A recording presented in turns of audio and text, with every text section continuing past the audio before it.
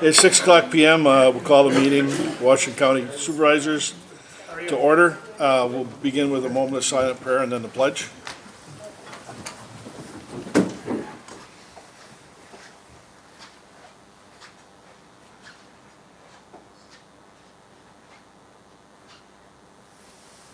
I pledge allegiance to the flag of the United States of America and to the republic for which it stands, one nation, under God, indivisible, with liberty and justice for all.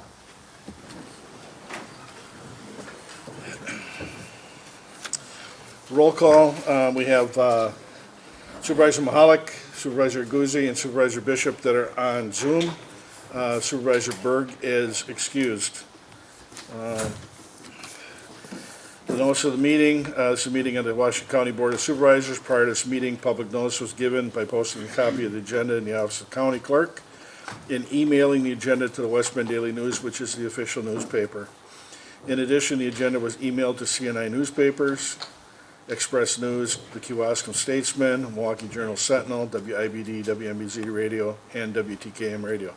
The above action is in conformity with the state of Wisconsin's open meeting law. A couple announcements before we get started.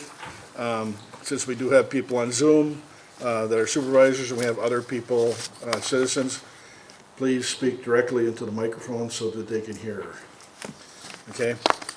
Even if you're this far away and talking, I guess you really can't hear it. They really can't hear it, so you really need to get into it. You also have access cards on your desk, and what that is for is if you want to bring a constituent in and use the conference area of the chairperson's office, feel free to do so. You come in, do your Zoom meetings in there, whatever you want to do. You have access to that room. So it's not that big, but I think you get 6 people in there if you need to. If you need to be a constituent and don't want to do it at your home or at a restaurant or something. So. First order of business is the consent agenda. I'll take a motion to accept. Supervisor Kelly, Supervisor Sorcy. All in favor, signify by saying aye. Aye. Aye. Any opposed? There's a question here. What question? Oh, I'm sorry.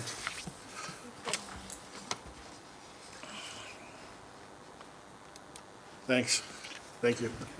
Supervisor Murray. Yes, sir, in reference to using the facility in the office upstairs, should scheduling that be coordinated with someone's office? With the clerk's office, if you want to use it, just contact them. I don't really expect it to be used all that much, but there may be some cases where you want to use it.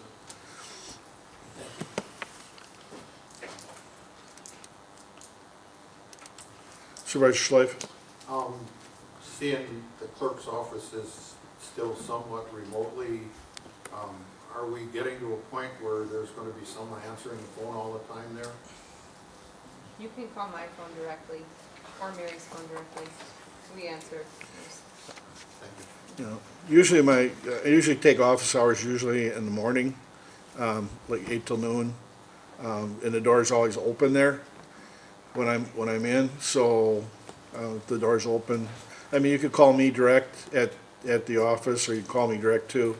And you know, if you can't get a hold of anybody at the clerk's office, just give me a buzz. Okay. Moving on to personal appearances, letters, and other communications. Christian for EDWC in a report. How would you like me to? Why don't you come right up over here, and then you can control. You have that on there? I don't know how it goes on there. And then does this mic work it? Or Yeah. Zoom? Yes. Yeah, just speak into it, because it's gonna be, What it- How does it have this presentation? Do we, is it on a jump drive or is it? It's right here on the computer. It's on the laptop. so, Yeah, So so we the, can just zoom in. yeah, you'll just cut them off. Yeah, that's fine.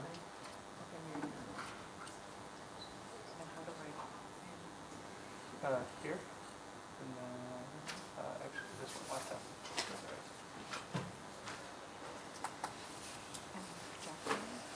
is it? All right. Well, good evening to you.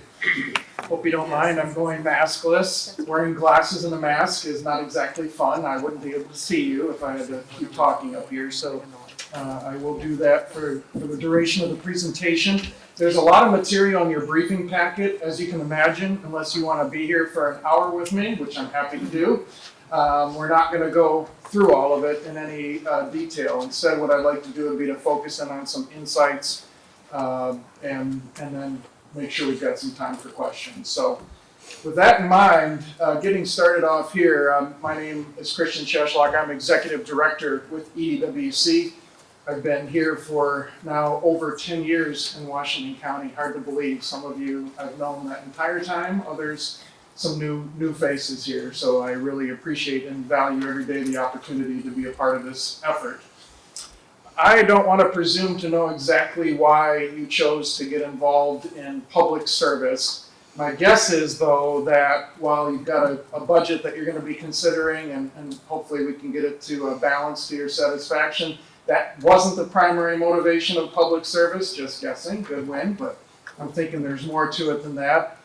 Maybe even though you really enjoy engaging in constituent services, I'm guessing that really wasn't necessarily your involvement for public service. My guess is, not knowing the specifics, there was something that you saw about Washington County, you see about Washington County, that you get excited about. This county is full of various strengths and opportunities. Just as an example, we're one of the counties that has the highest concentration in the state of Wisconsin of high growth companies or second stage companies. Hard to believe when you're thinking Madison, but if you look at the data and look at the maps, we've got a significant concentration right here in Washington County.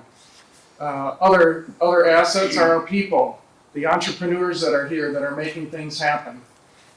Even with all of those assets, though, you probably recognize there's opportunities to continue to make this better for the next generation. You probably saw something that maybe for many others was impossible, and you figured out how to make it possible, and you made it your mission to get elected in public service and try to move forward on making that possible. If that's the case, then you and I have something in common. You and our team here at EDWC have something in common. When you look at our core, our mission is not to be all things to all people, but the impact is widespread, and you're going to see that in just a second. When our team forged some 10 years ago, when I got involved with the team, it wasn't as if we were going to tackle all of these great opportunities that were in front of us and it was going to be an easy task. We had lots of barriers. EDWC as an organization wasn't even necessarily relevant at that time. We weren't who we are today. We were looking at not even having systems, processes, and the right people in place to make the kinds of impact and overcome those barriers. Tools and accountability to you. Those are all things that we've had to introduce over the last decade, and I'm excited to say that we've been able to do that. One of the first pieces of this is our team. It is the greatest asset. In fact, we've got an internal process that we call the greatest asset, because once you build this team, as we have, and we've taken the last year to get to just the right team that we need to execute on our business model, which, as you know, is not your typical nonprofit. We are a revenue-generating nonprofit that's designed to be self-sustaining, and that's the model that we've been moving towards based on a vision that you set quite some time ago. And we've been following through and executing on that. That requires a unique team to get the job done. I'm excited to say we've got that team. You're looking at them. I hope you get a chance to be introduced to many of them personally if you haven't already. Our job now is to retain that team, which is exactly what we aim to do. As I mentioned, it's been a journey. The journey began well before I came on board. In fact, it began in 2005. When I came on board, I did, though, want to set a new path for this organization. We coalesced well, but we were at risk of becoming irrelevant by being that proverbial all things to all people, and we couldn't do that. We needed to really figure out what it is that we wanted to be when we grew up, and then also to really drive forward on that impact. And you can see here a list of the characteristics that we laid out and that we've been achieving over the last decade to make that happen. And in a few moments, you'll see how we've been making that happen. I'm excited to say that we have knocked them all down, with the exception of the very last one. That's the one that we're on right now as part of that journey. And we've been even making some progress, significant progress in the last year or so. For those that may not be familiar with EDWC, we'll have to talk afterwards, because there's, again, lots of great conversation we could have around our 3 core business areas, but they do rest in project performance, business performance, and community performance. So all of our services coalesce around one of those 3 buckets.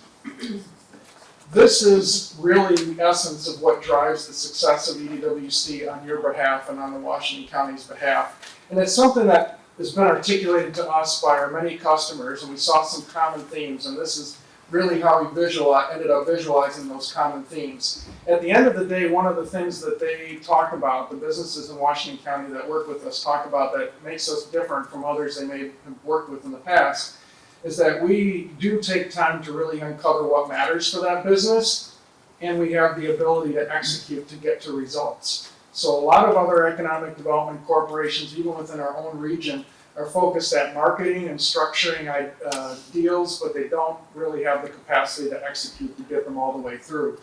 And not only that, we target where it matters, so we can spend any taxpayer resources that may be involved in the deal extremely wisely. This is our secret sauce. I could wax poetic about the way that we engage this. It's inspiring to be on a team that truly gets it.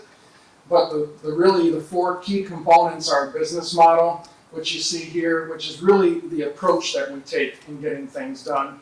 Then you've got the strategy, which is the layout of the how. Horizon is a tool that I'll share with you in a second, is what makes us accountable to you and the team internally. And then, of course, there's the execution, and that's focused in on impacts. We affectionately refer to this inside the organization as the spaghetti graphic. We used to mark it as confidential, and then we just figured out nobody's going to know what the hell it means anyway, so who cares? Publish it. In essence, in a nutshell, what you see here is multiple points of entry and multiple points of value into being a part of EDWC and working with that growth company. So no matter where the growth company might enter into our business model and receive and experience that excellence and value, we then have another opportunity to leverage that for yet another place of growth. And that's really what that's illustrating. So whether you come in for financing or consulting, there's yet another opportunity for us to add value. And that's really the essence of the economic engine or the growth engine that we've built over the last several years. The how we get it done is also different from maybe what you've heard about in other EDCs, in that we are not necessarily here again to be that key marketing agent, although we do work hard to be not just excellent spokespeople, but effective spokespeople for Washington County and the communities in our county on any attraction projects that there may be. But at the end of the day, our focus is on being that top-notch consultative practice that happens to engage in economic development. So that means we're adding value for our Washington County businesses and entrepreneurs on a daily basis. And we do that through this platform, which you saw in that spaghetti graphic, of opportunities to not just engage them, but keep them engaged and keep them here in Washington County. This is one of those we won't speak to, but needless to say, what you see here is what that looks like. So in terms of the how we do it, that's key. The one thing that I will note in here, and is important to recognize in terms of how we are not all things to all people, is our target market. You'll see there is really the C-suite of companies. We found that when we don't work within the C-suite or the top leadership, that's not where the decision making happens, and we don't see the greatest results. So our goal is to get right away into the top leadership of companies big and small. Obviously larger companies, they might have a C-suite. Smaller companies, it may be that the marketing person is the CEO, is the finance, and it's all rolled into one. Doesn't matter, but that is who we want to be able to deal with. And it's really any company that's been around for more than a couple of years that is looking for specific opportunity here in Washington County. One of our newer innovations has really been to take some of the growth that we've been engaged in and making us accountable for those that have been along the journey since I've been here. You'll recognize that we've had dashboards in the past, and we've since evolved those dashboards. And now we've made that a web-enabled portal where we are actually managing the inside of our business all in the cloud. And holding our team accountable and holding the targets, and also using this as a way to peek around the corners. We're not immune to COVID right now. When you look at our current dashboard, and this is just the top side, there's layers that go underneath that. We've got quite a bit of red on it at the moment. There is one really important green, at least in terms of our financial growth objectives as an organization. And again, I'll stress this is an internal dashboard. It's not how we measure our impacts out in the communities, but rather how we measure our execution. You'll note that our cumulative net revenue is within where we targeted and where we have planned to be. And what that's telling you is, yes, there's absolutely risk in the market that we're not immune to. What's happening in COVID, the extremely low interest rate environment. If there's a silver lining to it, as any business, you want to be able to undergo a stress test. We just didn't think that we would be undergoing the stress test the minute we started moving over to this next iteration of the business model. But if we can make it through the next couple of years, which we're on target to do, we can make it through anything. So in essence, that green on the bottom is key. We're managing the risk in the red that you see successfully. And then we're also moving forward. So the way that this works really is there's 4 columns of engagement in our strategy, 4 areas of focus. You can read those across the top for yourself. In case you're wondering, the GPDW is a great place to work. Again, we're all about the team because that's where we're adding value, so we need to be able to retain the team. So we've got some initiatives that are focused around that. I'd be happy to get into more detail or address any questions that you might have. At the end of the day, though, none of that matters unless we're generating the impacts that we set. This is a graphic that just summarizes the multiple levels of impact in 2019. I would just draw your attention to the impact matters, those concentric circles. As you'll see in a second, we've engaged yet a new tool in the last 12 months that allows us to analyze the actual impact on sales taxes, payroll growth, the things that you care about. If you remember that mission, you saw prosperous lives in that mission. Those are the ways that we're assessing impact. And when you look at those numbers, they're pretty powerful in and of themselves, and you'll see in a second, even more powerful than we had originally anticipated. But what they're really showing is that we have indeed established that growth engine. So for example, the investments that you as a board have made through the sales tax to start an evergreen fund and revolving loan fund to support economic development projects and activities, that fund is paying off and is becoming self-sustaining and creating that engine of growth. The other key differentiator in here is you'll notice that there's collaboration and heavy amounts of it. You'll see the dashboard that you may have been exposed to before through the site redevelopment program and program committee. That partnership is one of the key pieces that drives the way that we do things different here in Washington County from many other locations across the state. And really the 2 pieces that are illustrated in this particular slide here, and you may recognize it, it's just down the way. You see the development in downtown West Bend. And then you'll see the quote there from Craig, of course, but the key things to take away here are the high level of collaboration. We've almost started to take some of this for granted here in Washington County because, candidly, we're kind of good at it. And by we, I mean all of us in this room. We're really good at collaborating. Perfect? No, but really good and effective. We should not take that for granted. That's not happening across the state. That is a key element of our secret sauce. The other key piece of it is leverage. So it's not just about what incentive can we insert in a deal. It's about what incentive goes into the deal in the right place at just the right amount to make the biggest impact and no more. That's really what we assess every day as we look at these projects. And this is a great case in point. You can see all the different players that came to the table. How do we know? Because we've invested in a toolkit that allows us to measure. You see just an example report. I redacted the project name because the company paid for this report and they wanted to keep it internal. But it gives you a sense of not only can we tell you what the impact is here in Washington County, but we can break it down by taxing body. We can say that the school district is going to benefit in this way off of this project. We use this tool to make live decisions, meaning should we invest in this project or participate in this project or not. It also allows us to project out future opportunity, to project out how we want to allocate resources and look back and say, what kind of impact did we have? In fact, we've been pushing the envelope on this tool. It is customized for Washington County. It actually takes into account the local tax rates, local utility expenses, fees. I mean, it's all built into the model. So this is real-time information. We were pushing the envelope so much that the vendor said, hey, do you mind if we use you guys as a beta on some of these new things that you're asking us to do? Sure.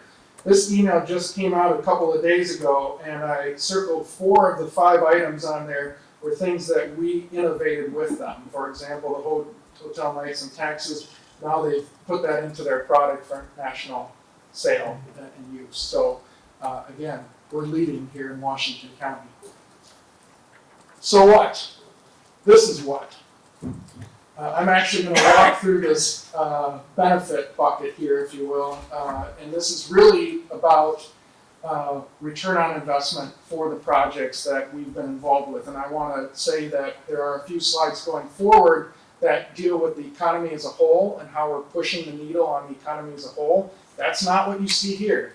These are the projects that EDWC has been a part of with businesses across the county and is a measure of those impacts only. Yet the numbers are staggering. So if you look at any private capital investment, this is over the last 10 years since we've been able to start collecting the data.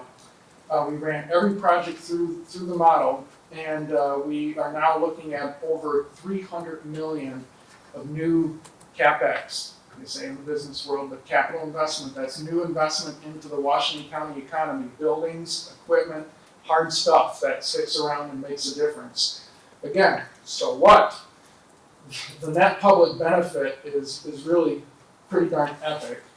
What this is this is a measure of the revenue coming in to our public bodies minus the expenses that these projects are incrementally generating. So that's the net. So this is a net positive of $22 million over the 10 years of projects that we've been working on, 1.3 million of which has been sales tax revenue that's come back to Washington County. To Washington County, not obviously the totality of sales tax revenue. And you can see some of the other figures there. The other staggering number that we've come up with based on looking at the actual payroll data and then also modeling that across the projects is that we have a target that by 2030, we want to reach 1 billion in new annual payroll introduced into the Washington County economy. That's new annual payroll as a result of the work of the EDWC and the partnership here with this board. We're already at 736 million.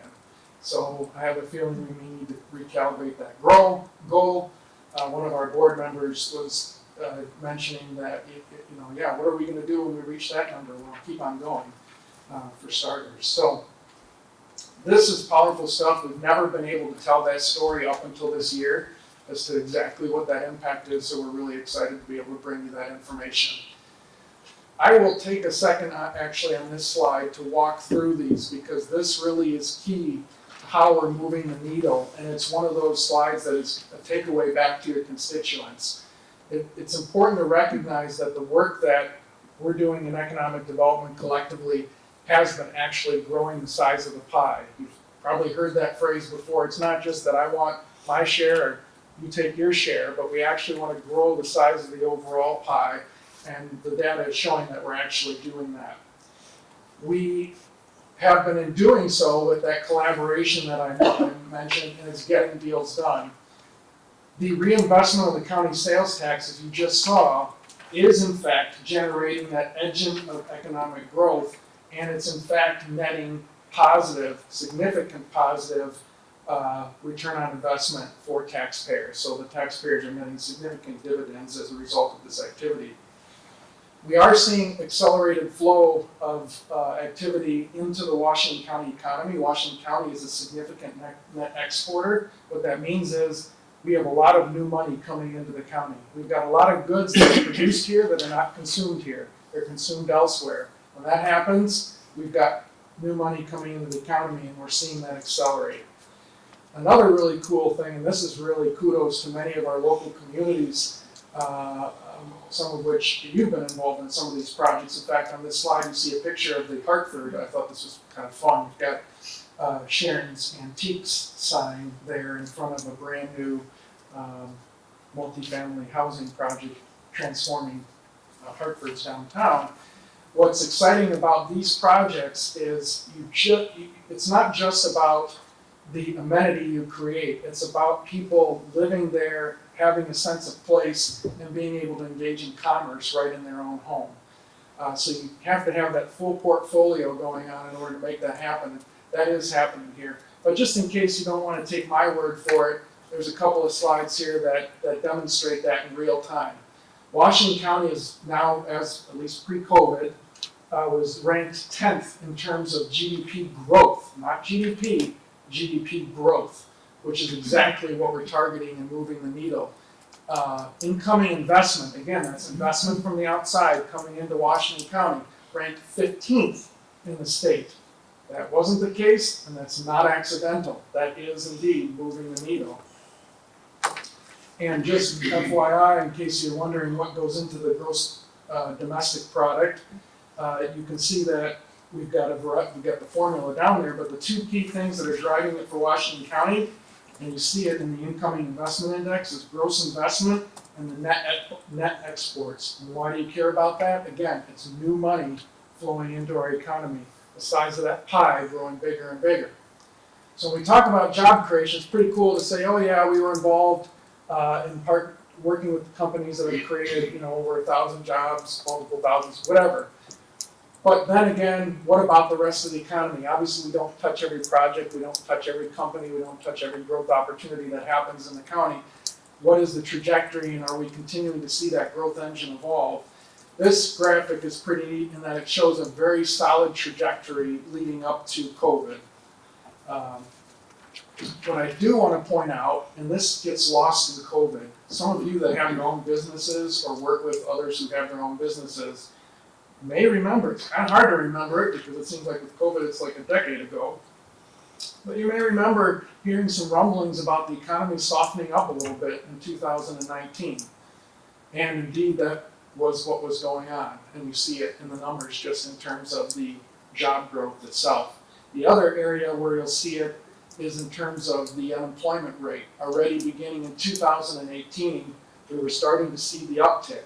This chart obviously is broken out to show the pandemic's impact here in Washington County, which is beyond stark, the reverse hockey stick. But it is important to point out that as an organization, we were noticing some other softening going on that we needed to respond to, and you can see it here in the unemployment rate as well.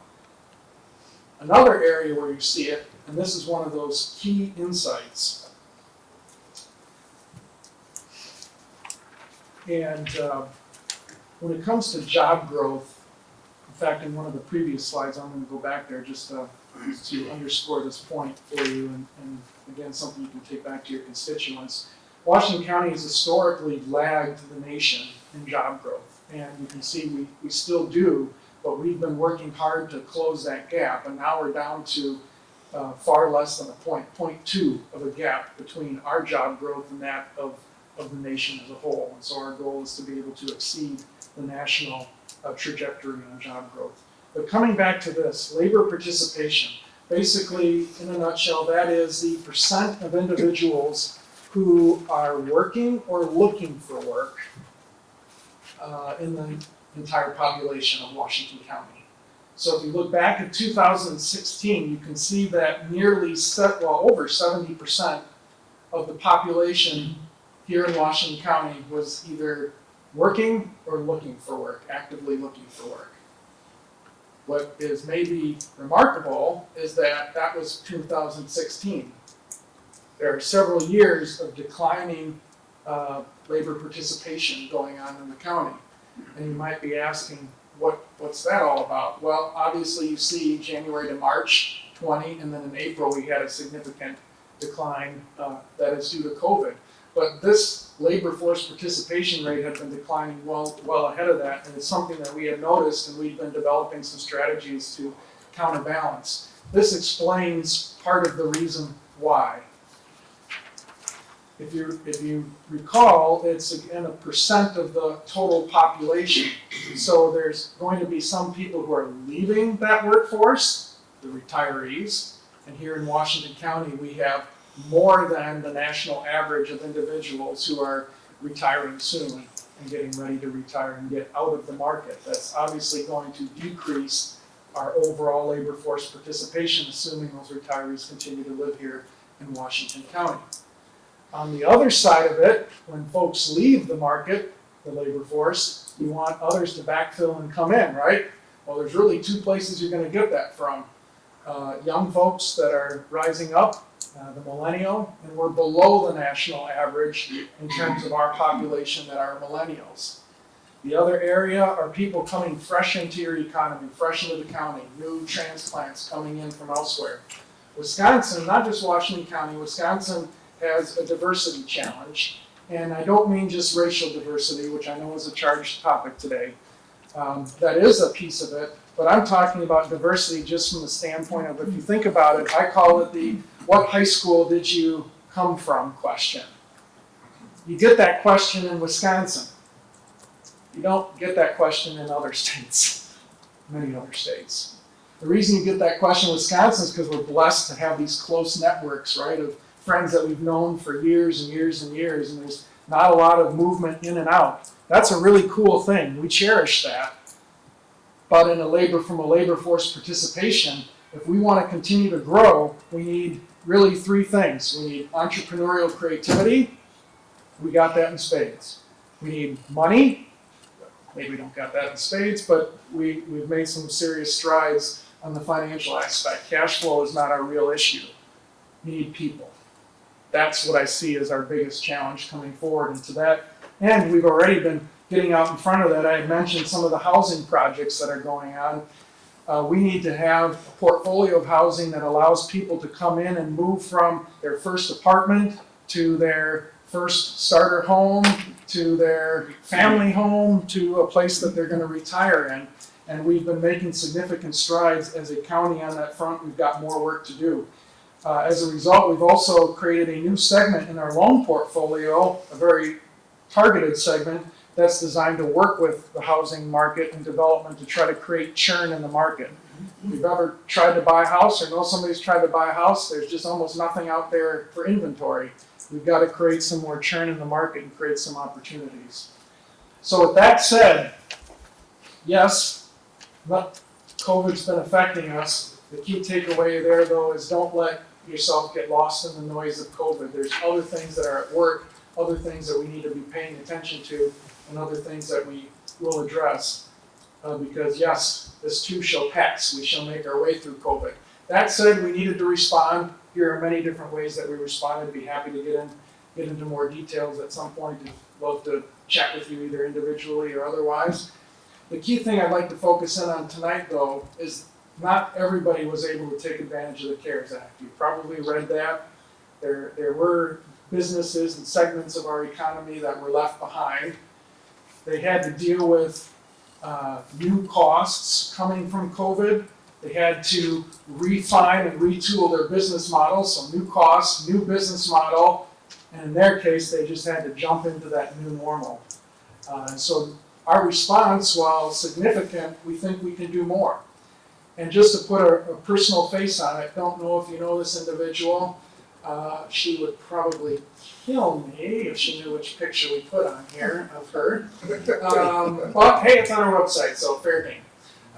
In any event, Peggy Fisher is the owner of a longtime company in truly your Main Street business down in West Bend.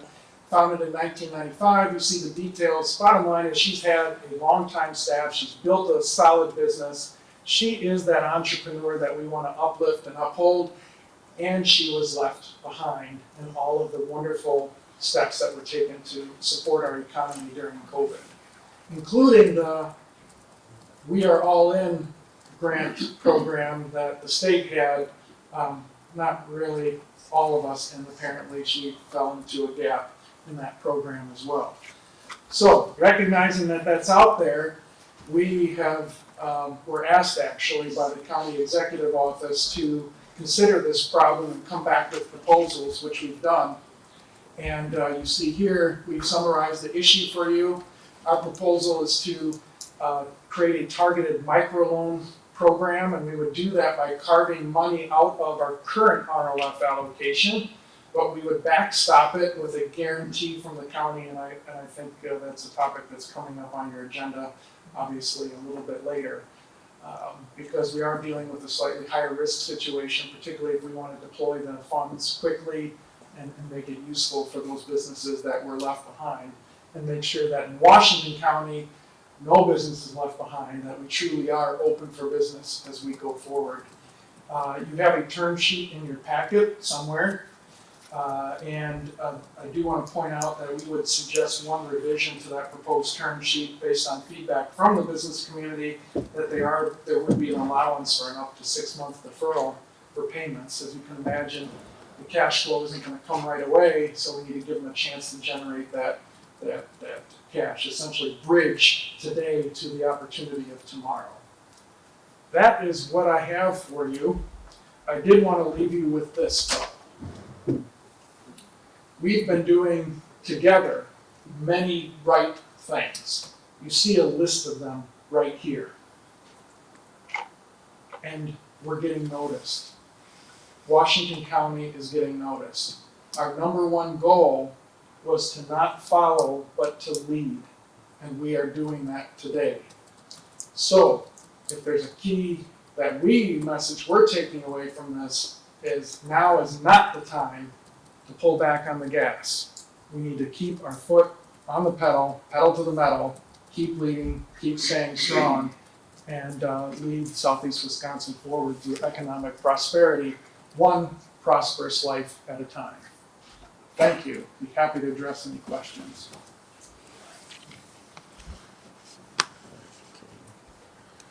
Supervisor Dice.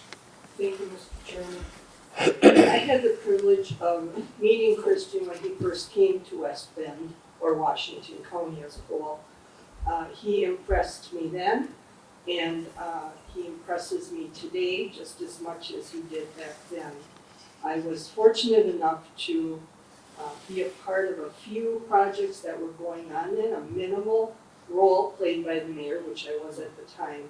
So I just want to thank you for the job that you've done over the past 10 years. It's been remarkable. You are a remarkable young man. I've always felt that way. And thank you for staying with Washington County, because we have certainly benefited from your expertise. So thank you. It's a privilege. I'm glad 48 is still a young man. It's good. At my age it is. It's been a privilege. Thank you. Supervisor Galitz. Thank you. I fully agree with your assessment of the current growth and future growth, and I then furthermore agree with your statement about the declining labor participation. So that's on top of my mind. You got the will the day will come, philosophy. But the reality is that those businesses need to know that there's a dependable labor force with specific skills needed for said business. And whether it's, rigs that opened up down the street and, they got millions of square foot with a handful of employees working there, guess what? Those handful of employees are highly skilled. Well, if you can't find them, or they don't want to commute, what other strategies are you envisioning beyond the housing stock to help bridge that declining labor participation gap? Well, to reinforce your point first, flying back on this graphic, you may hear from a constituent or two that, well, gee, we solved our problem. One, positive effect of COVID is now we've got all this unemployment, right? So therefore our labor force participation should have improved.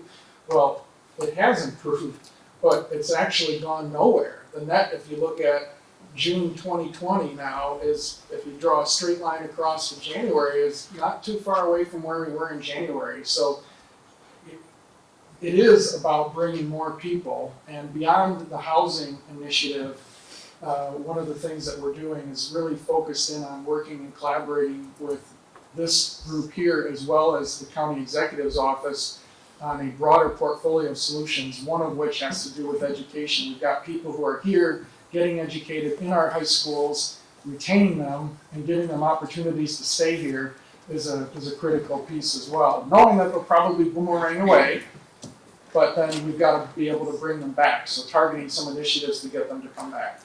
Great, avoiding the brain drain that we continue to hear about. Well said. Are you exploring partnerships with headhunting recruitment firms, colleges around the nation, in terms of showcasing, look, we have this desirable economy that's growing, we have desirable employers that we just talked about, we got this wonderful story, but do colleges, placement offices and colleges know about Washington County across the nation? I think that's a great suggestion, and it fits well with the initiative that the county executive office is building, and that we're certainly in full support of, which is to not just make them aware, but to have direct opportunities and incentives be a part of why you should come back. And at least not forget the technical colleges too. Yes, sir. Well said. Thank you. Thank you. Supervisor Schley. Thank you, Mr. Chairman. I too echo the remarks earlier. It's really impressive what you've done, and we appreciate it every day.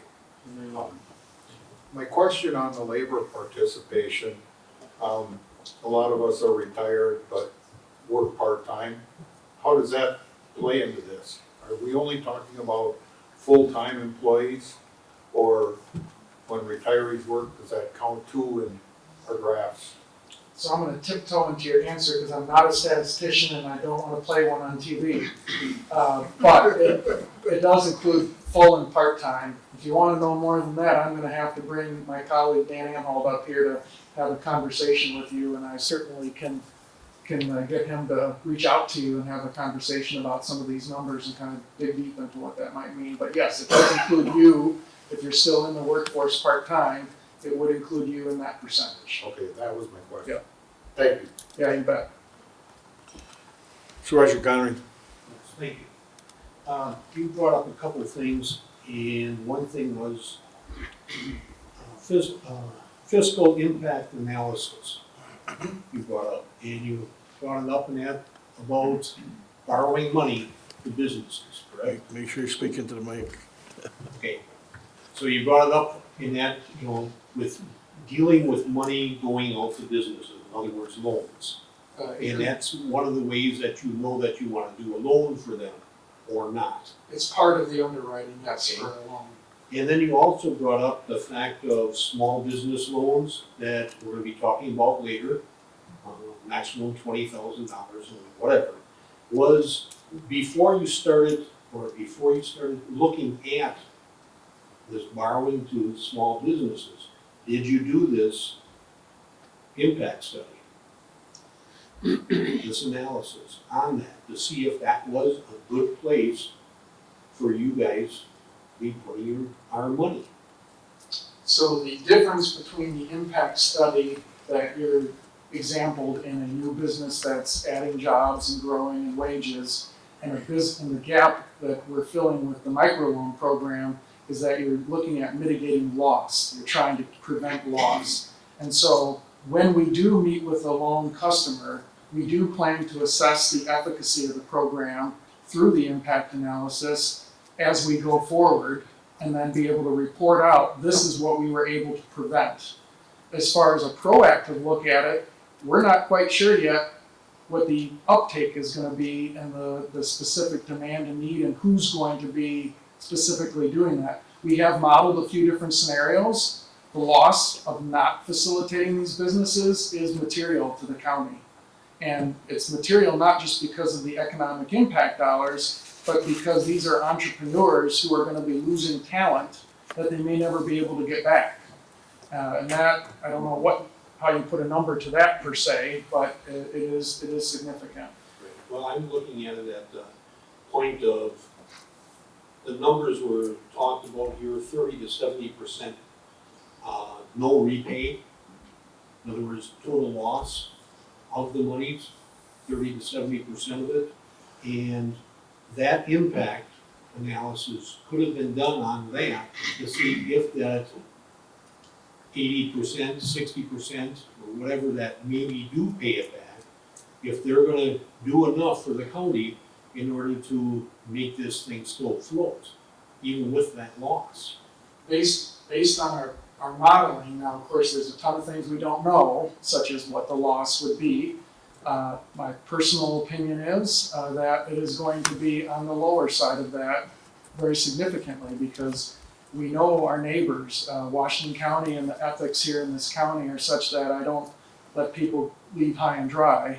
But full disclosure, we're dealing with a different loan structure than we would normally do, so we want to paint a very accurate picture of the potential risk. At the highest end of that, our scenarios come out to be net positive. Again, assuming the type of business. Is it a restaurant or is it a travel business? I mean, all of that plays into the actual impact analysis. So for me to tell you it's going to be this number, I'd be a liar, and I'm not going to do it because it's rubbing a crystal ball.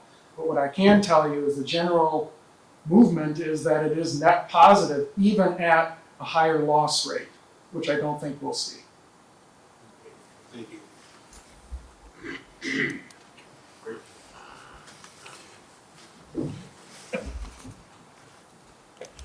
Supervisor Conrad.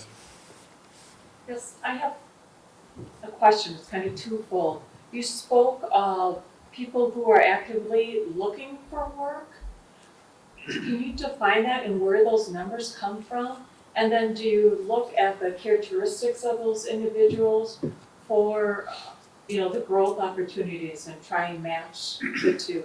You spoke, because we spoke of reaching out to colleges and including the technical colleges. So do you match those individuals, looking actually for the work, their characteristics, then to, the potential workforce or the businesses that you're trying to attract or build or keep?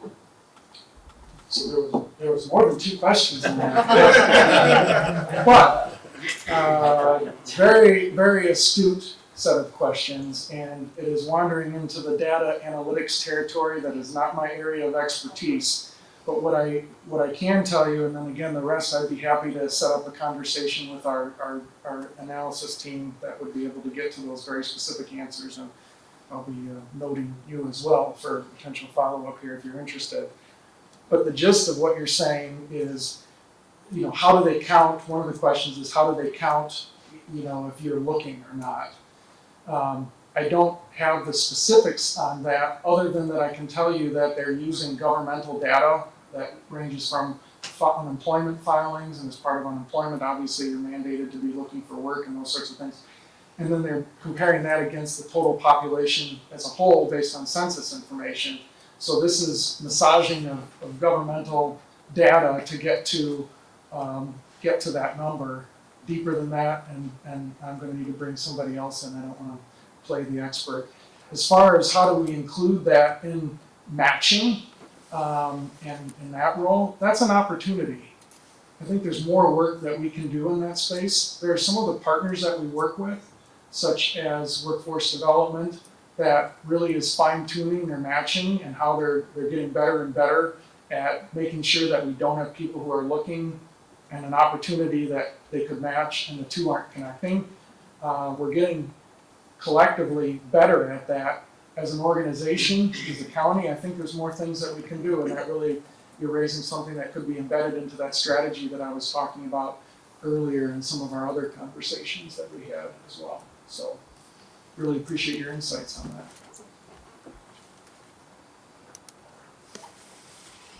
Thanks, Christian. Thanks for all you do. Appreciate it. You're very welcome. I remember a few years ago talking to your wife, and I said, Christian's an all-star. And I stand by that. Thanks. My son Julio today said, "Dad, go get him." And I said, "Are you worried?" He said, "Oh, no. You're fine, Dad. You got it. You got it." So that's the assessment that matters most, right? Thank you so much. Oh, I'm You sorry. have one more question. Oh, sorry. Nobody else does. I do have one more question. Supervisor Conrath. Okay, thank you. This economic growth, that's excellent and everything, but also Washington County values itself in our quality of life and our green space. I appreciate, the old Fleet Farm being, torn down and, new business coming in that space so it's not vacant. So I'm just curious how you look at balancing that also when people are looking to come in and build, because we don't want to fill, the rest of our farm fields with wheat farms. I represent the town of Polk and part of the town of Jackson, and they, truly value their quality of life. Well, we've got a choice. One thing we can't choose is whether or not growth is going to happen. Now, we can accelerate it or slow it down, but growth will happen. The question is, how do we manage that and where do we invest? And do we have a plan to manage that growth? So that's step number one. But I put this slide back up because at the end of the day, this really illustrates, you've underscored another thing that makes the work that we do different. There are many, many organizations that shall go nameless that really focus in on filling those farm fields and taking them down and creating the next big albatross of a building that really is adding value. It does, but it's not necessarily looking at what do we have already. In order to put up that new distribution center in a new location, we have to do that sometimes in a planned way. It's a totally very important part of our long-term economic growth, but you have to create new infrastructure, you have to build out, all the water, sewer infrastructure, all of that is expense. We have places in our county that it's already there, and it's being underutilized. Case in point, some of our downtown areas, the county's investment in the site redevelopment program and that committee is a cornerstone to addressing one of the key concerns that you have, which is let's first make use of the assets that we already have and aren't being deployed in their optimal way. We've got infrastructure there, let's build those out, transform those, and where we need to on a targeted selective basis, that's where we'll grow. So this project is preserving farmland. And bring up brownfields. Yes, I use site redevelopment. Brownfields would be the important way to put that. That is the brownfield program. These are places that the market has said, this is too risky for us. We don't know what's going on here, but there was a big manufacturer, probably not good, so we're not touching it. The brownfield program that this county board has invested in addresses exactly that. And every acre that you put here on a brownfield, you're preserving an acre of farmland.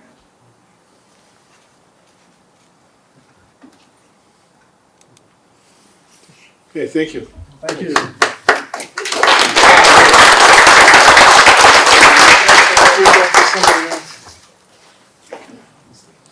Next on the agenda is budget presentation. County Executive Shulman.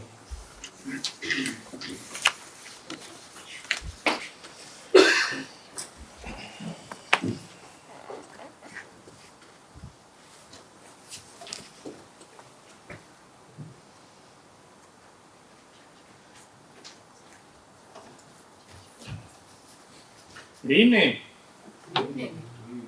Chairman Griefel, members of the county board, Sheriff Schulteis, District Attorney Benson, Register of Deeds Martin, Clerk Reichert, Clerk of Courts Russell, Treasurer Merton, members of the cabinet, and citizens of Washington County. Thank you for the opportunity to present my first budget address as York County Executive. Throughout the budget process, we have engaged leaders of this board and this organization to ensure the priorities of this body were included in our budget. The entire team, from committee chairs, to constitutional officers, to cabinet members, to managers and others, worked on this budget to ensure that for the first time since 1999, it is truly a balanced budget without using our savings account.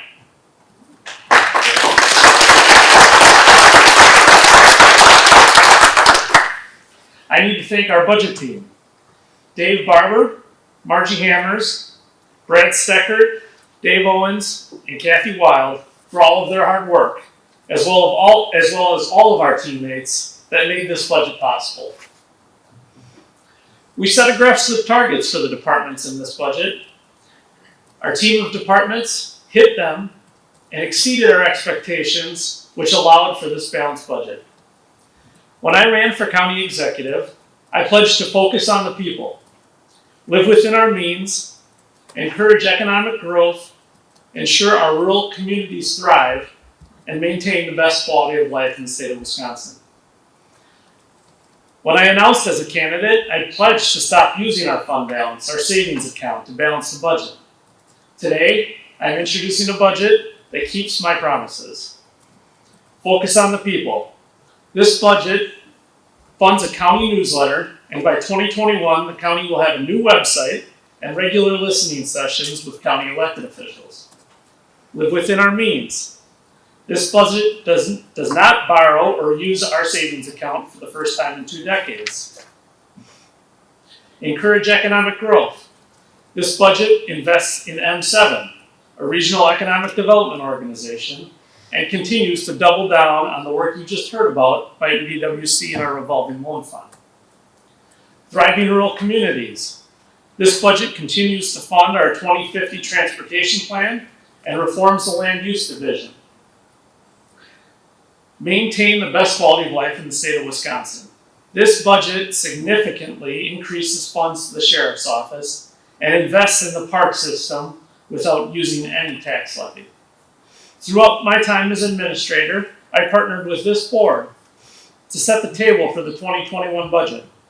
We have a conservative budget which we can all be proud of. Washington County will remain one of the few governments in the state of Wisconsin without any financing of the debt levy. There is no new borrowing in this budget. Most local governments raise taxes to borrow. All of our debt obligations are funded through the normal operational levy. While this could change with the future of the Samaritan campus, we are positioned to seek public support for that borrowing. Other local governments use borrowing for short-term capital, regular maintenance, or operations. Borrowing for the sake of borrowing or balancing budgets is simply reckless. Any future borrowing for Washington County must have the support of our citizens and must be for major new construction or reconstruction capital projects. Most citizens in Washington County would not build a new house with cash. Thus, if we invest in a new senior living home, borrowing is prudent. Most citizens in Washington County don't borrow to do regular planned maintenance on their homes. Therefore, neither will we. This budget lowers the tax rate to $2.24 per thousand of equalized value, which is 62 cents lower than when I came to the county 7 years ago. That's a 22% decrease in just 7 years. This is largely possible due to the expansive growth in the county, which you just heard about. Washington County's net new construction was 2% in 2019. That's the highest, by the way, since the property tax levy limits that we are currently familiar with since 2011. Wisconsin local governments may grow the levy at a rate not to exceed net new construction. For Washington County, this was $682,000. This represents one of our largest increases in net new construction, demonstrating the effectiveness of our investment in economic development and EDWC. Admittedly, this budget will raise the tax levy. Some might attack us for growing government and raising taxes in this budget. However, consistent with our priorities, I am requesting we invest nearly every dollar of levy growth into the sheriff's office. While local governments across our nation are recklessly executing defund the police policies, I am asking you to increase our commitment. Nearly every new levy dollar, 93%, is invested to fund our law enforcement to maintain the best quality of life in Washington County.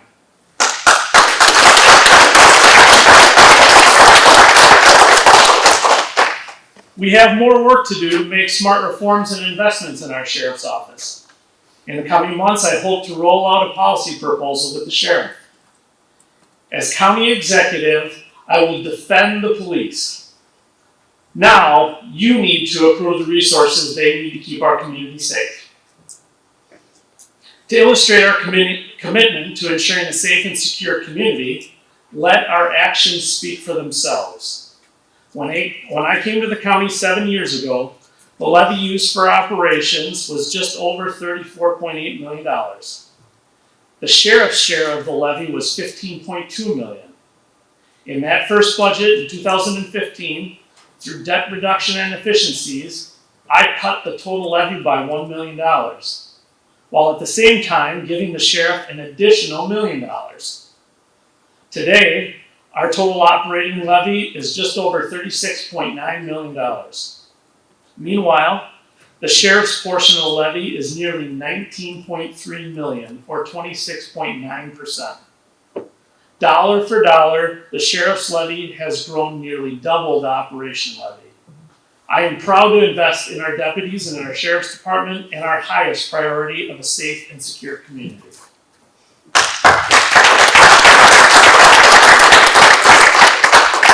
As you can see, while other municipalities use government math, raid their savings accounts, or creative borrowing to continue to be all things to all people, in Washington County, we set a clear vision, mission, values, and priorities, and we fund those priorities.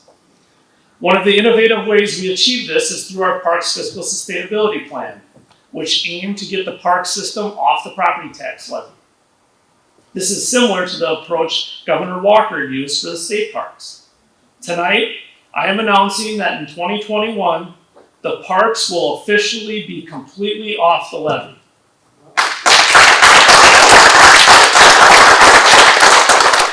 That is over a $1 million reduction since my first budget nearly 7 years ago. Jamie Ludovic and her team have done an outstanding job getting us to this point and reforming the entire Parks and Planning Department. Thank you, Jamie.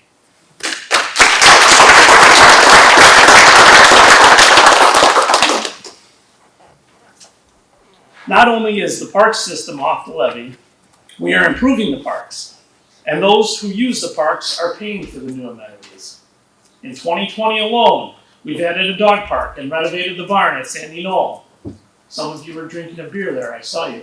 In 2021, the users will fund an expanded beach at Yard Park and more.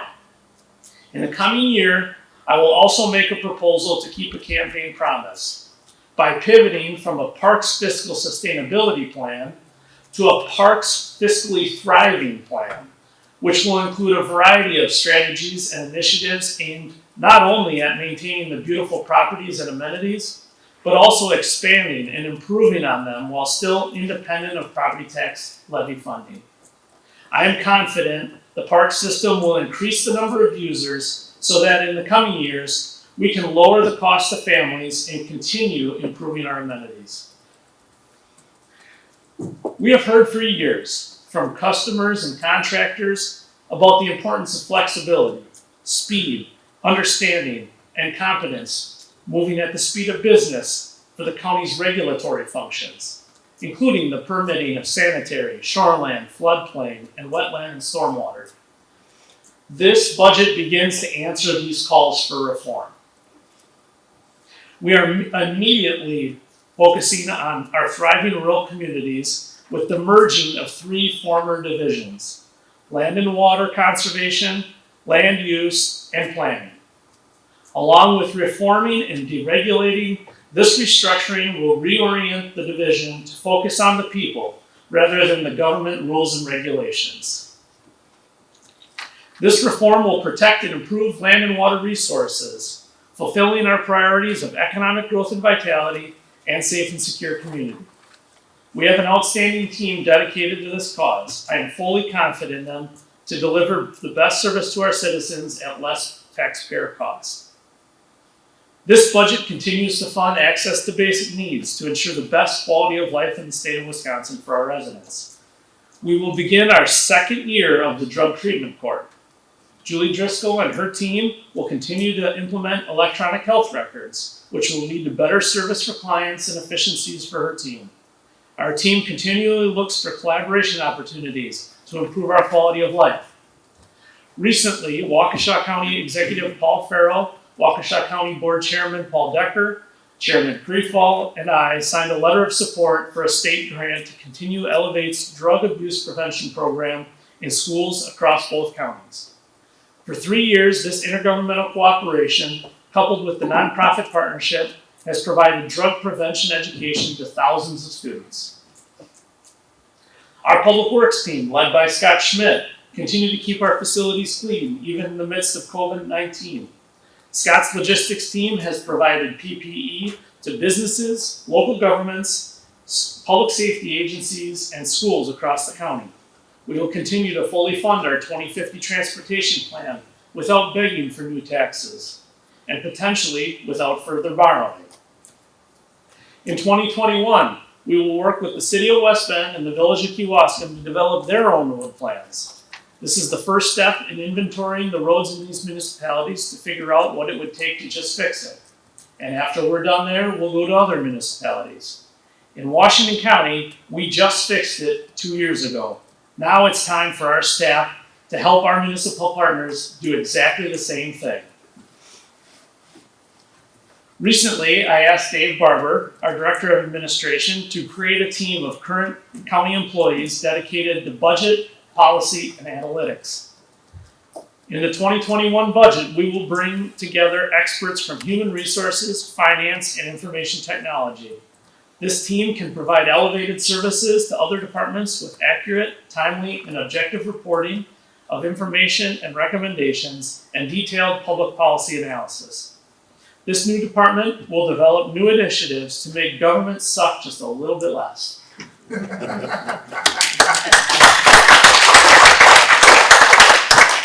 Good government is good politics, and this is a well-governed and administrated county in action.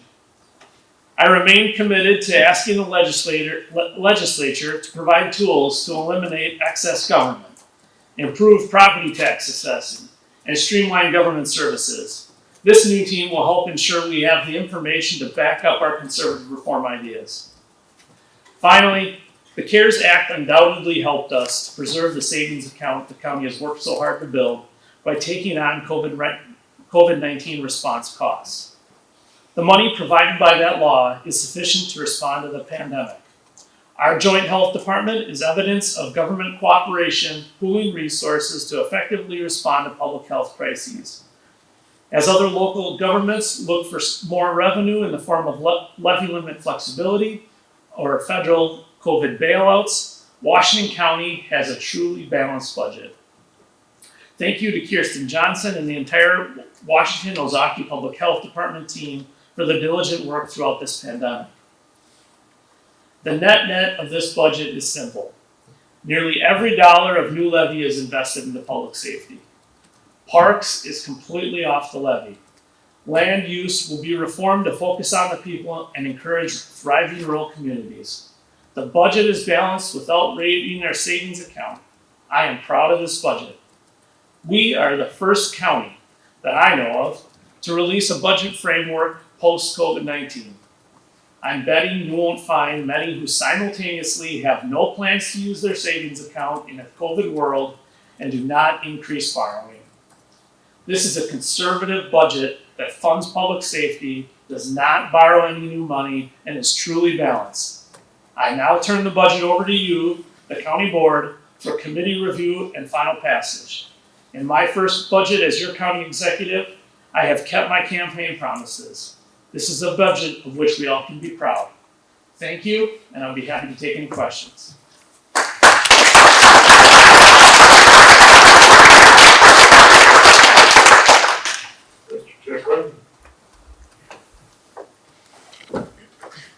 Supervisor Mahalik, do I need to click you on here? No, no. Thank you very much. I'm hoping you can hear me. Yep, I can hear you, go ahead. Okay, thank you very much. First, I wanted to commend County Executive Showman for doing an outstanding job. The points that he made are extraordinarily important, and that's especially things like getting the park off the levee and having the wherewithal to, through a COVID world, keep us on track to have the conservative budget that he had. So especially kudos for that. I do have one concern, and that is, I think we've talked about it a little bit before, and I hope it is in going through committee and then when it comes back up for discussion, the fact that the larger municipalities, most likely West Bend, Hartford, and Germantown all have police departments, and we are also looking to do what you're doing in increasing things, but increasing our commitment to law enforcement. I believe it's very important in this crazy world we're living in. But we don't use the sheriff. And we're a good part, if you take the three municipalities I just named and look at it as a percentage of the Washington County, I'm not saying we don't use anything from the sheriff, but vastly less than a lot of the other communities. So what we're doing again is literally holding up for supporting the rural communities, where we have our own police forces with our own beat staffs, and we're having to pay all this extra money for sheriff. I'd like to know if there is a way to make sure that the communities that are going to benefit from this actually have to shoulder a little bit more of the burden rather than placing it on the larger municipalities that have their own police forces and have to fund those police forces. I would suggest you consolidate your dispatch with Washington County. Well, that would be part of it, and you are correct, and you know that is something that I would sincerely consider. I still don't think it's all the difference. But we'll certainly take that under advisement if you'll let me know what can be done to make sure that the increased cost for the sheriff is somewhat equitable. Because right now, at least as I've seen it, municipalities are burning it on, and they're large amount of burden. We're paying the taxes, but we don't get it's as much of an advantage as the rural communities who don't do anything as far as the police force. The county is their police force, but there's nothing wrong with that.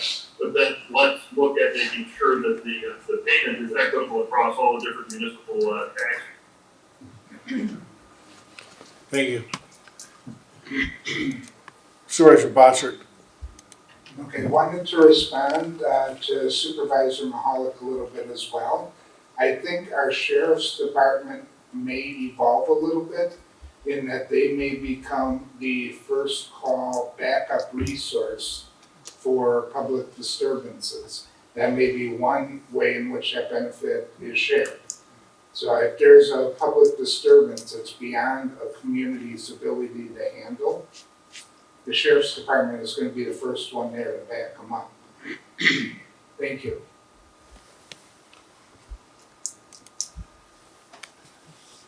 See no further questions. Did I miss anybody on Zoom? Okay. Thank you, County Executive Showman. Thank you.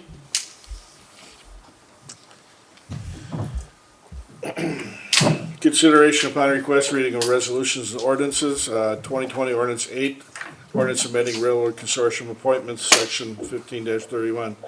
Entertain a motion. Supervisor Mary, Supervisor Hartwig. We need an explanation on that. If not, any questions? Supervisor Schleif. Supervisor Schleif, sorry. In my nearly 5 years on this board, I have been one of our representatives for the Railroad Consortium. So I'll explain a little bit of background. When I was first named to the consortium, I was named by Rick Gundrum, who was our former chairperson. And Dan Getz was also a member and had been for a long term. So there we were named by the chairperson. And then Rick went off to Madison and you took over and you named the next one. So what this ordinance is doing is really just getting us back to what we've been doing for the last 5 years at least. Thank you. Thank you.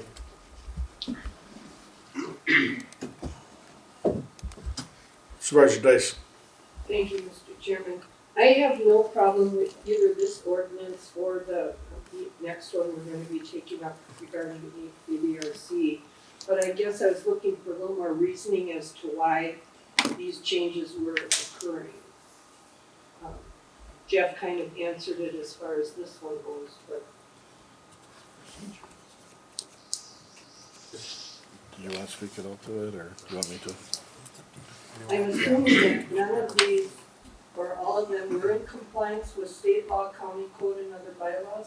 I don't know that, I couldn't tell by the reading of the material that we were provided, so I guess that's. Yeah, actually, the appointments by the chair, once we went actually to an administrator form of government changed, but the appointment process never changed. Now that we've gone to county executive, looking at all of the changes, that was one of the last ones we got to, and found out that basically the county executive would appoint make all the citizen appointments, and the county board chair would make appointments of the board. We just want to codify that and make it so that we're compliant with the state statutes and with code. It also broadens the pool of candidates who can serve on those committees, Supervisor Dice, because the committees themselves are shrinking in size. This allows the county board chair or the county executive, depending, to be able to draw from the larger membership of the board if there's an availability or interest to serve. Okay, thank you. Answers my question. Okay, seeing no further questions, we'll vote on this electronically.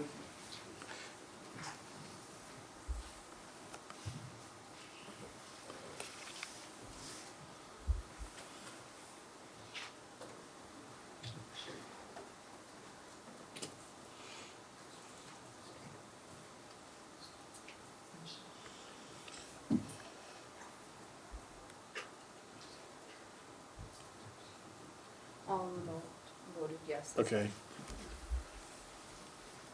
Unanimous. Motion passes. The 2020 Ordinance 9, ordinance amending the Aging, Disability, and Resource Center, EDRC, Board Appointments, Section 1525 and 5812. Entertain a motion. Supervisor Schleif, Supervisor Schulteis. Any questions on that? Seeing none, we'll vote on that electronically.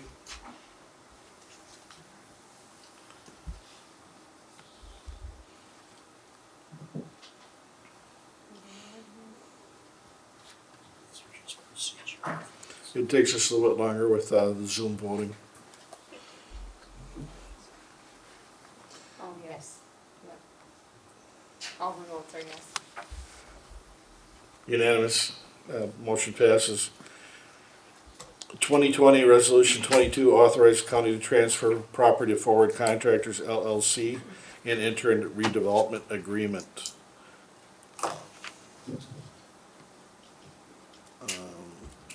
Supervisor Galitz and Supervisor Vespalik.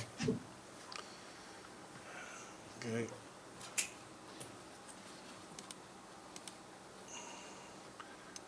Supervisor Krebs. Thank you, Mr. Chairman. In the county board report, under the discussion portion, it talks that the county put out a RFP for this property. Do we know how many proposals were received, or who made the selection to present forward contractors tonight? You want? Sure. I believe there was only one. Thank you.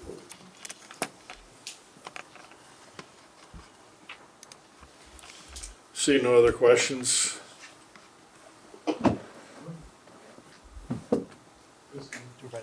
Oh, Supervisor Dice, sorry. Thank you. Were there taxes due on this property? I believe there were. This property was a brownfield, So it was handled quite a bit differently. I believe it was taken maybe 5 years ago, 6 years ago. And then the brownfield remediation process started through the Planning and Parks Department with Deb Silsky leading that. So this property, I believe at the time it was taken was maybe, was it 20,000, Brad, that was owed, 23,000 that was potentially owed? I don't know the exact amount. Get this thing working right here. I don't know the exact amount of taxes, but I know this was taken by a tax foreclosure in 2015. So, was that included in the purchase price then, or is that just? No, the purchase price was 5,000. So why is there any cost to the county if it's being purchased? Even though the document said there was a minimal cost, but why is there any cost at all? Or what is that cost? Brad, do you have anything on the cost? No, I don't. Jamie? No. Why is, the question is, You need to go to the microphone. So my hypothesis on the answer to that is, so because this is Peter County's brownfield program that Deb's been working on, there's been quite a bit of staff time spent with the grant and money being exchanged that way that is probably reflecting as the cost. The county has invested a significant amount of time into sort of the future of this property. So that's what the minimal cost is? Yes.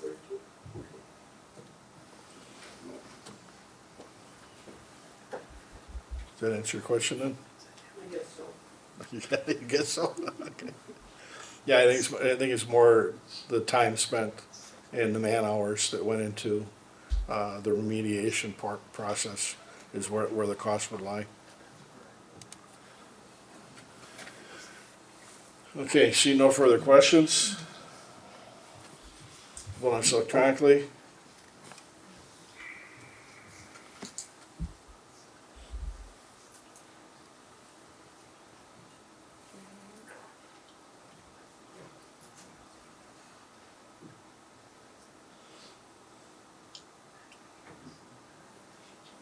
all the votes are yes. Motion passes unanimously. 2020 Resolution 23, authorize COVID-19 short-term microloan program to assist small businesses in Washington County. Looking for a motion? Mr. Chairman, I would move to approve, but I do have 2 questions too. Sure, okay. Motion by Supervisor Mahalik, second by Supervisor Bossert. Go ahead, Supervisor Mahalik. Thank you very much. 2 questions. One is it says that we have just under $500,000 that's coming back. And it does mention, whereas in the white force is our resolution that we're going to have that are forward with taking this money, and I believe very wisely using it to help some of the small businesses in Washington County. Actually, I think that's a very creative thing to go out motion for it. But it doesn't actually give an end date. It says, once it's shut down, then we'll take the rest of the money and use it for offsetting property taxes, but there is no date. So I wanted to know if there is going to be a date, who says it's shut down? Does it have to come before this body be shut down? Does that be done by the executive or you? And then the second question is, if we're going to set up a segregated fund, I would just recommend not necessarily calling it the Miller Park tax, because then it'll be the AmFam Stadium tax. If we go on too long. So just wanted to know that it wouldn't be done that way, because I know that there are legal ramifications once the name changes, that the term Miller Park would necessarily be able to use. And I guess I would refer Brent to that, just to make sure that we're okay on that. But do we have an end game in mind, or is it just going to go on until the money's gone? We have an end game in mind. There's a couple of things. It actually is in your documentation. It's reflected in the terms of the loan. I guess we didn't specifically call it out, but the terms of the loan are 4-year terms, and therefore all of this would be paid back by the end of that 4th year, which obviously is 2024. So the 2024 budget, we would be budgeting, we'd be planning in the 2024 budget to have a reduction in the levy. Good, thank you.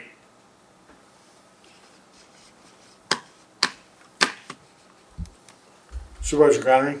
Yes, thank you. One question I guess I really have on it here. Need to It says talk it- into the mic a little more. Okay, it says right in the resolution here that we should receive just under 500,000. And I guess my question is, two-part here, Nat, who's gonna make up the difference? Because you wanna loan up to 500,000 in one area it states. In some of the reading it states that could be up to 3 million. So I guess my question is here, is it capped at 500,000, period? Or is it going higher than that? So the loan program could go higher than that. The initial revenue from the Department of Revenue, we are told by the Department of Revenue will be just under 500,000. That's not the end of it. It's just the first payment. We expect additional payments. We don't know how much they will be. Obviously, that the money hasn't come in yet, but there will be residual payments through 2023. And then the question at that point becomes, how much is it? The more we get, the more that can go into the segregated fund, and ultimately will go back to tax levy reduction. Would you have that stated some way in this resolution, not to exceed money received by? No, because there's no way to know what the number would be. And I think what the county board, at least myself as an elected official, needs to know is whatever we get from the Miller Park tax or the AmFam tax or the county, the stadium tax, ultimately will be used for this program and then to reduce the levy. And whatever that number is, that's what's gonna be used. No more, no less.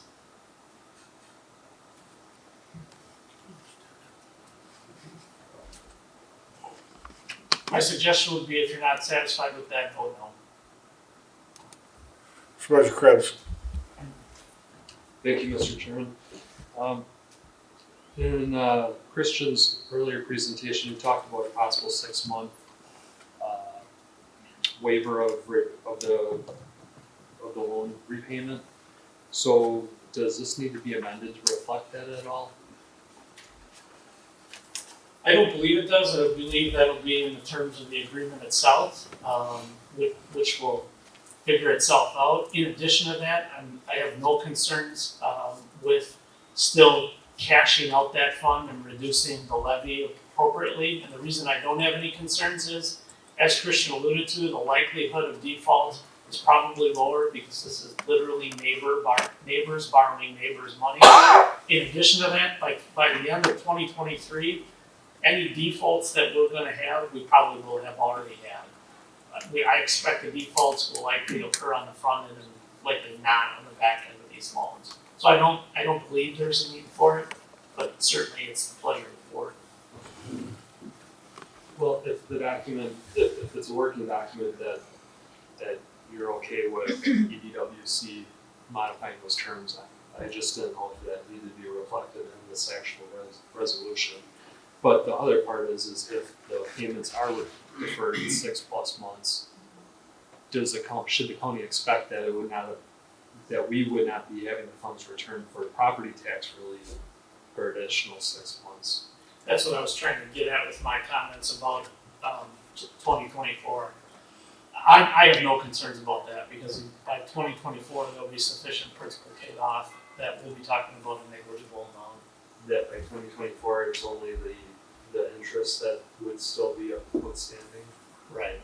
Okay. If the county, remember these funds, although they're segregated, it's not as if they're not all part of what the county holds. So if we have to backfill for a 6-month period of time with general fund just to get us through 6 months, it's not a problem.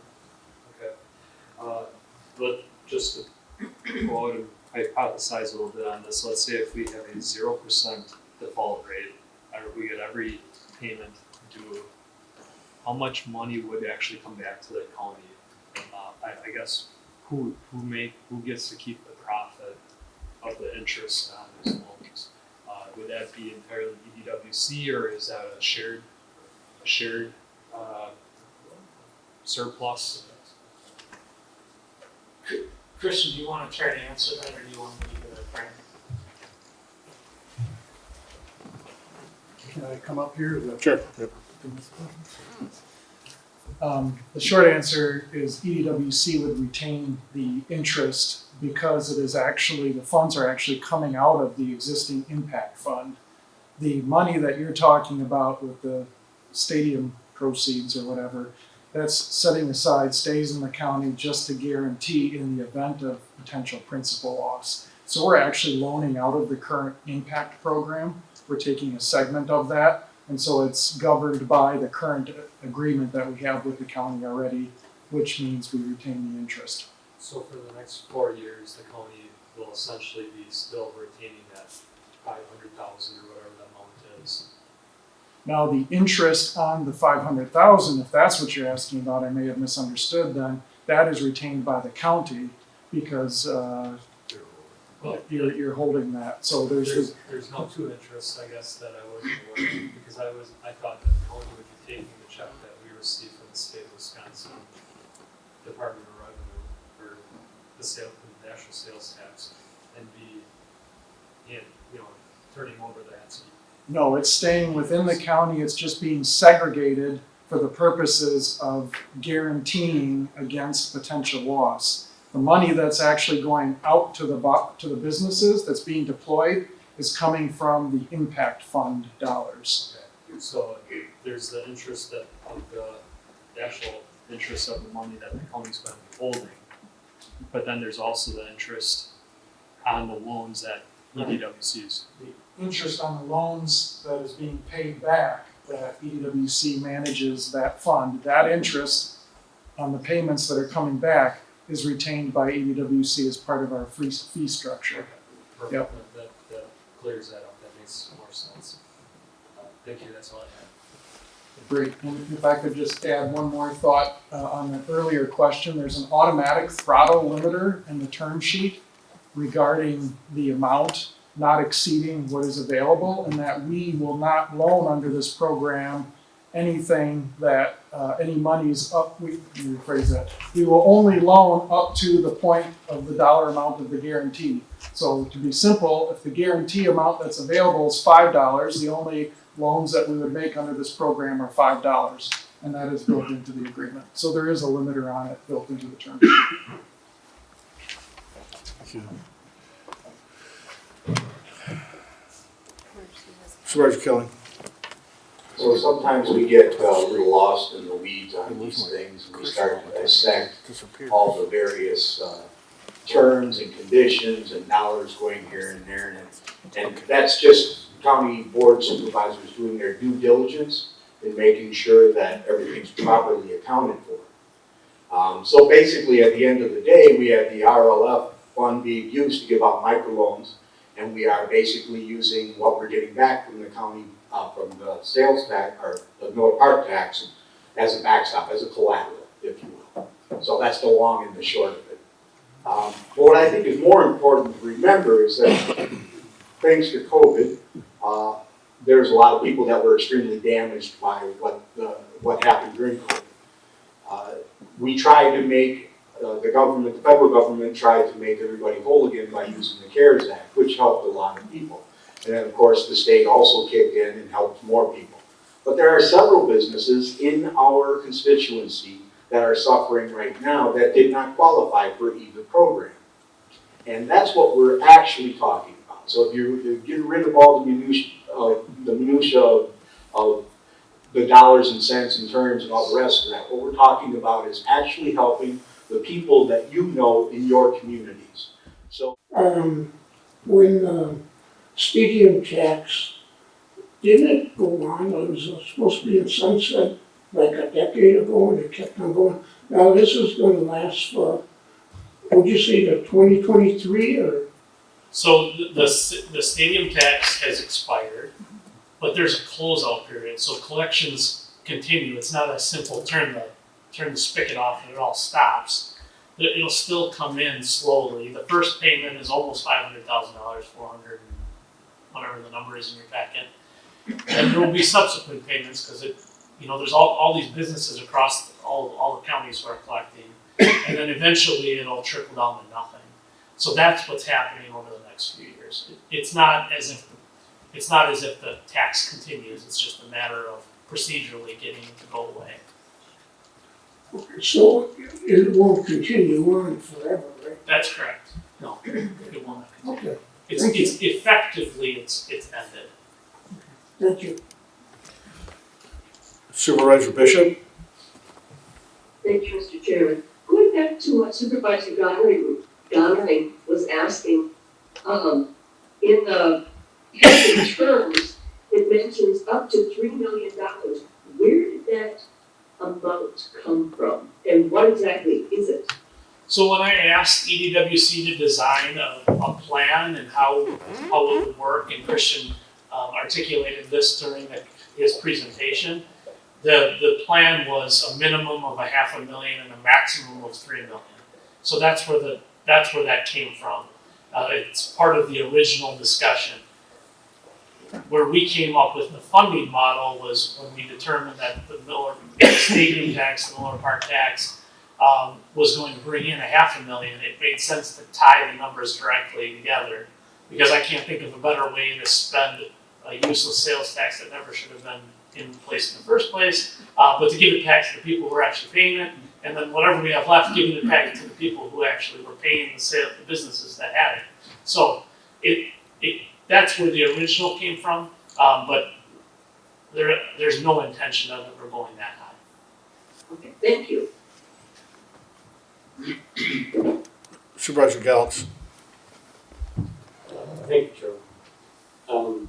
So, yes, I understand that we're basically backing up to $500,000, and it just makes me pause a second. While I'm supportive of it, should there be additional requirements for those loan applicants then, because that money is on the hook? So, for example, not exactly what Supervisor Kelly was stating, but I would say, will those loan applicants need to demonstrate that they did not qualify for CARES or other programs? Otherwise, you have potential applicants who are double, triple dipping, and is that the intent of this? If this is intent to be a safety net for those businesses that weren't quote unquote eligible for CARES or others, shouldn't that be part of the criteria for the loan applicant? So I'd be worried about that if this were a forgivable loan, but it's not a forgivable loan. So it has to be paid back, so double dipping isn't a concern because it'll be paid back as interest. Right, I'm just saying though, since it's first come, first served, as is implied, if someone isn't ready and knowledgeable about this, and we have needs out there, and once again, the more industrious small business owner finds out about it, hears about it, and they go grab it first, we're not solving the problem of those small business owners that are still stuck in the lurch. So that's what I'm concerned about. I love the idea, it's great, give this an opportunity to keep them afloat. But if we don't reach those that truly need it, then we miss the boat.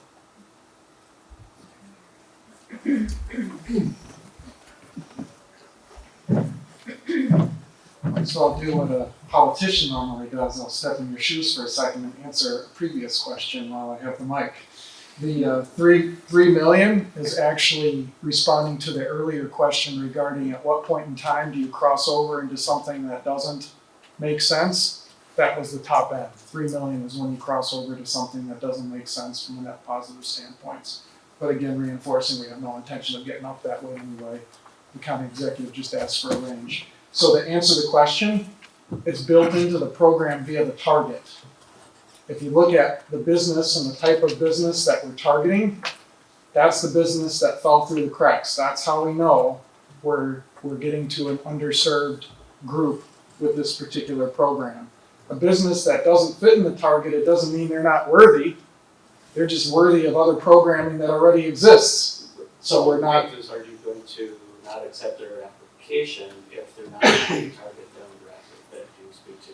Right, so if they're not in the target, they're not eligible, but we have another program. Thank you. Yep. Supervisor Marquardt? Thank you, Mr. Chairman. I was listening to this, I'm struck by the fact that there's an added benefit here, and that is connecting a bunch of our smaller businesses, our entrepreneurs and stuff, to EDWC. People that, generally, for whatever reason, wouldn't be engaging with them. Looking at building a $1 million facility or reclaiming a brownfield or something, but this, again, links up more of our citizens with EDWC. I see future benefits from that as well. Thank you. Thank you. Supervisor Murray. Thank you, Mr. Chairman. I have a question. You talked about the mom and pop pizza parlor down the corner. They've been going around doing their business and work with their bank and so on. What medium are we gonna use to make sure they're identified as possible recipients of this? How do we identify what their need is, and how do they know that this is even available? How are we gonna let the world know this money is gonna be available and who's gonna be eligible to receive it?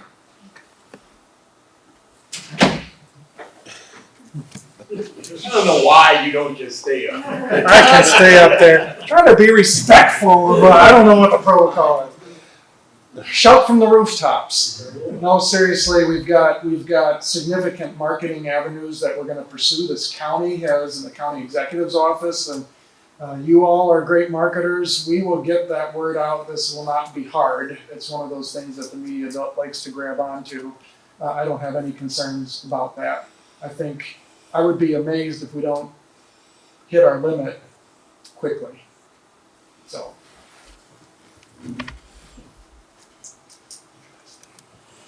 Okay. I was, when this was presented in its infancy to me, I was very excited about this. Everyone benefits, not only the business owner, but the community as a whole. Every time a business closes, shutters its doors, and nationwide, this COVID is looking like it's going to take about 40% of your restaurants and your taverns are going to go under 40%. If this helps keep those afloat, it makes our community enriches it that much more. So I was very excited when this was initially presented, and now that it's fleshed out, I'm even more in support of it. And I would think this would be a unanimous vote also. Thank you. Seeing no further comment, we'll vote on this electronically.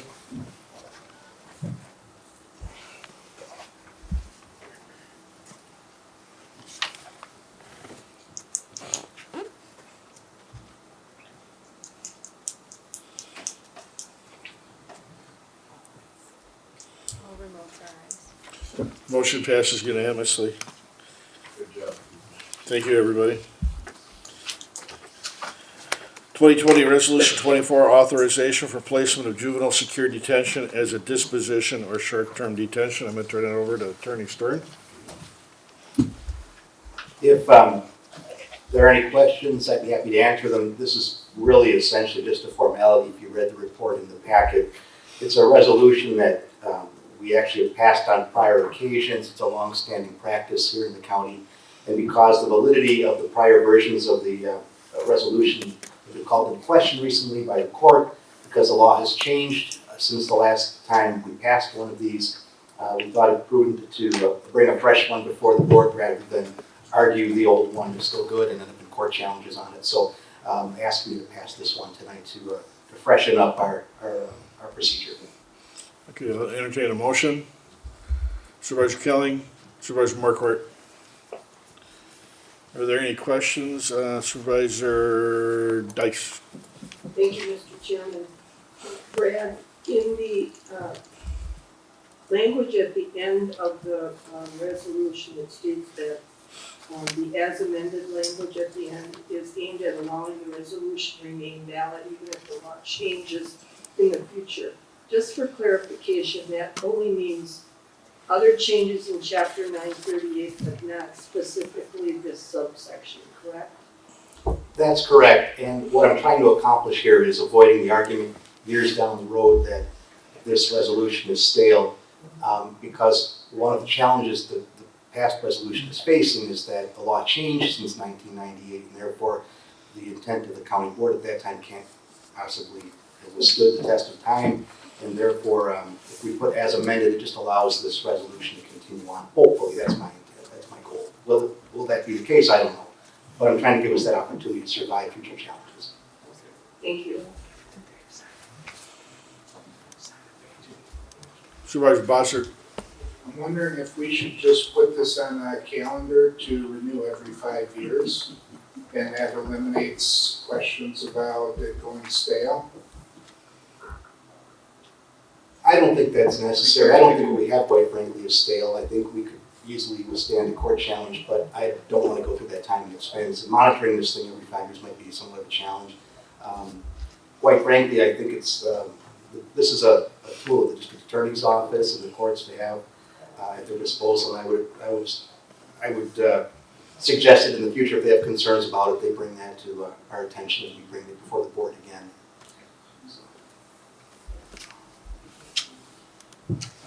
Okay, see no further questions, we'll vote on this electronically.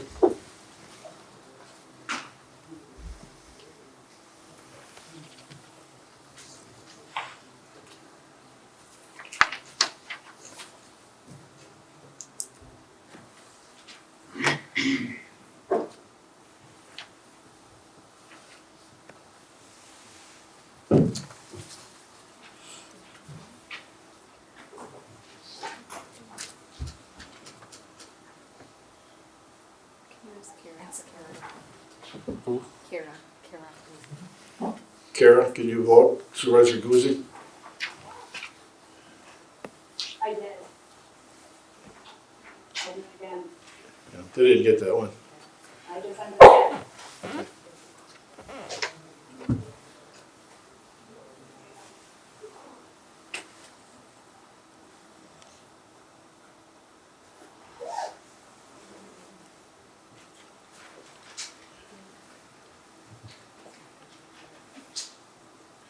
If you don't get it, just want to have her say aye or nay. Here, hold on. Oops. She, have her do a thumbs up. Ask her to do a thumbs up or You down. got, No, here. huh? Have her do a thumbs up or a thumbs down. You have to say it in your mic. Supervisor Guzzi, can you just do a thumbs up or down?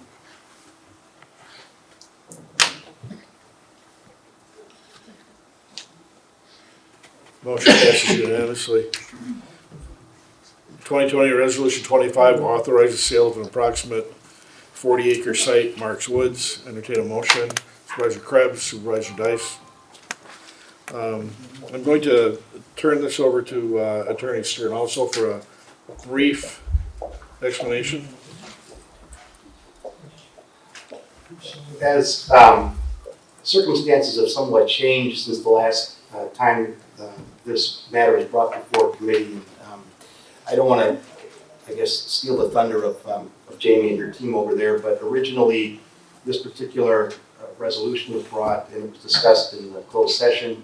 At that time, there was an offer on the table that this resolution was directly intended to address. Since that time, that offer that we entertained and we're talking about has wavered.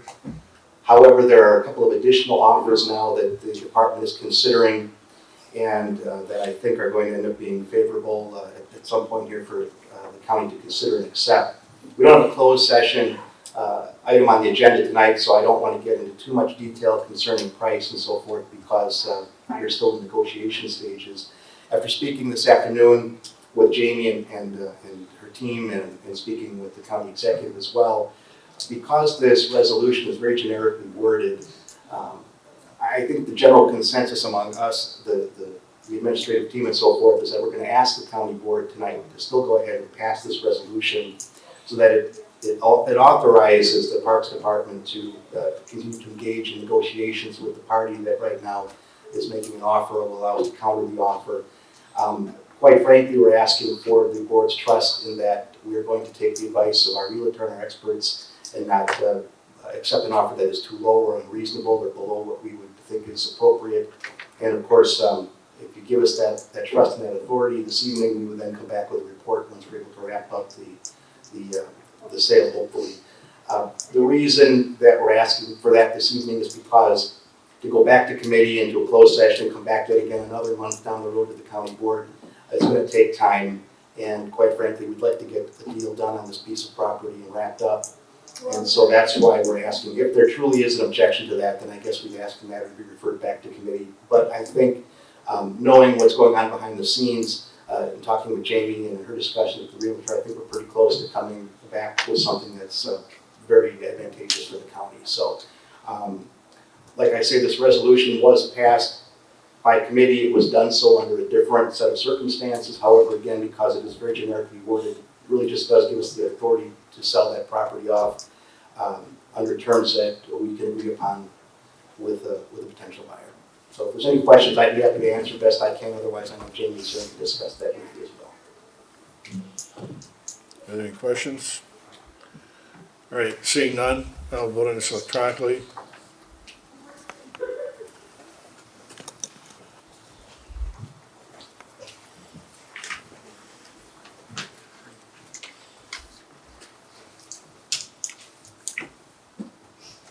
Did you get Carol this time?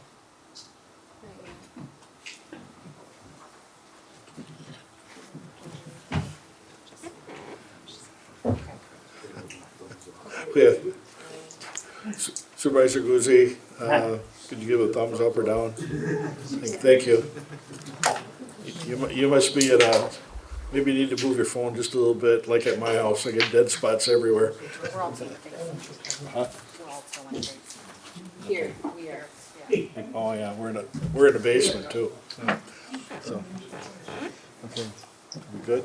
Yep. What do we got? Oh, yes. Oh. Motion passes unanimously. Next meeting date, Wednesday, October 14th, 2020 at 6:00 PM. We are hereby adjourned. Thank you, everybody.